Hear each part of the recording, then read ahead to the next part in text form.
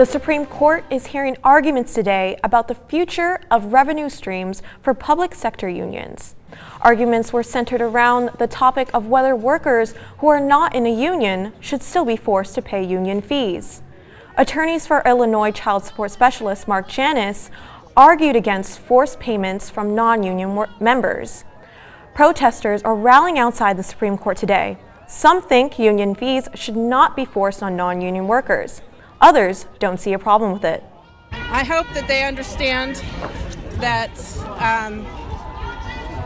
the requirement to pay fair share fees are not an infringement on the First Amendment free speech rights.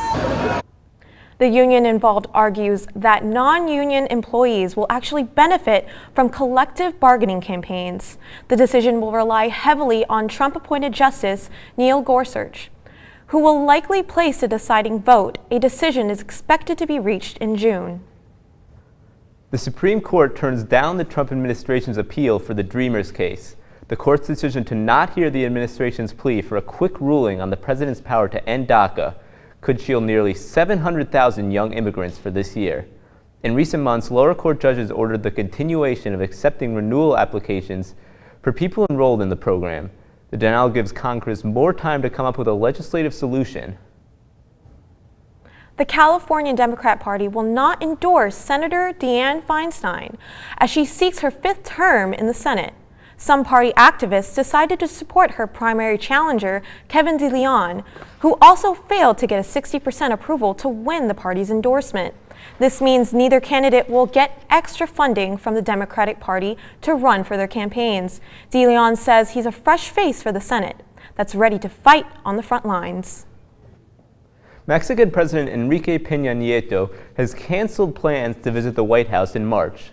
The decision comes after a contentious phone call between Peña Nieto and President Donald Trump that centered on Trump's plans for a border wall. A Mexican official says that Trump lost his temper during the call. Peña Nieto had canceled a previous planned trip to Washington shortly after Trump took office last January, also in a response to the heated phone call between the two. Maryland is introducing plans for a new text 911 service. The system allows residents to send text messages up to 160 characters to emergency responders. However, no photos or videos can be sent. Governor Larry Hogan says the new public safety tool provides accessibility to deaf and hard of hearing residents. The installation of the technology will begin March 1st. Players from at least 20 different Division I teams are under heat for breaking several NCAA rules. The FBI uncovered the violations during an ongoing investigation. A report from Yahoo reveals the names of at least 6 players who accepted payments of more than $1,000. The report also reveals players accepting cash advancements and travel expenses for college prospects and their families. The FBI is continuing to investigate. The D.C. Mayor's office is looking to give entrepreneurs a fair shot at their dreams by providing them with tools to launch their own business. District Wire News' Ashley Briggs has a full report. D.C. Mayor Muriel Bowser launched a toolkit to help individuals and business owners find employment and prosperity. The Mayor's Office on African American Affairs held a job and prosperity fair to inform business owners on ways to revamp their business. Director of African American Affairs, Ramon Branch, says his department is working to build better messaging and trust between the government and business owners. You have to work your way in and then work your way up, and just see those entry points as a launching pad, a jump-off space. Over 50 government agencies and financial literacy groups were in attendance. Visitors were also able to visit breakout sessions on home ownership and how to become financially fit.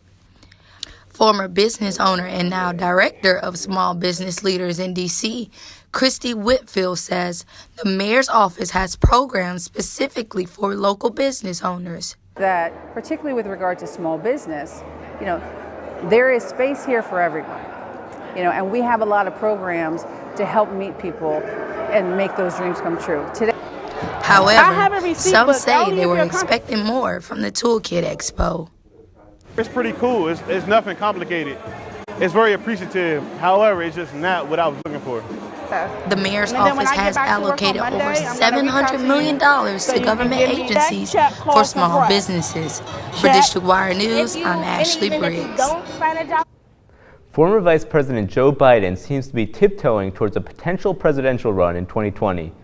In a recent meeting with foreign policy aides, Biden said he is considering the run as a real possibility, but he's also insisted that he's not made any decision yet. It's been a rainy, overcast Monday today, but what does the rest of the week have in store? We have Bobby Thomas here in studio with us to take a look at the weather. Bobby. Thanks, Crystal. Can't promise you guys a sunny week this week, but we can look forward to tomorrow. More about that in just a moment. You may have noticed some fog coverage these past couple of mornings, but today that advisory has actually been lifted and we've had a clearer morning. You may have noticed that in your commute this morning, but we're still dealing with some overcast skies here going up the northeast border. Those clouds will pass our area around this evening around 5:36 p.m. today, so you can look forward to a clear commute home today. But looking at tomorrow, we'll have a nice sunny day. Today we're looking at a high of 53 degrees, so we haven't been dealing with much rain here. Tonight it'll be a little chilly with a low of 35 degrees. So make sure you wear your jackets tonight if you're going out in the cold. Actually, those skies will be clear tonight, so tomorrow, Tuesday, we can experience that nice sunny weather. We're actually looking at a high of 57, low of 39, but that afternoon will be nice and sunny for you. Wednesday, we're looking at a high of 61, low of 45. Thursday, Friday, rain. Make sure you wear your umbrella. Make sure you bring your umbrellas with you. And Saturday, it'll be a little cool, but it'll be March. We're looking forward to spring break. Thanks, guys. Back to you. Dockless bikes may be convenient for riders, but they're a major hindrance for the disabled. Find out how when District Wire News returns.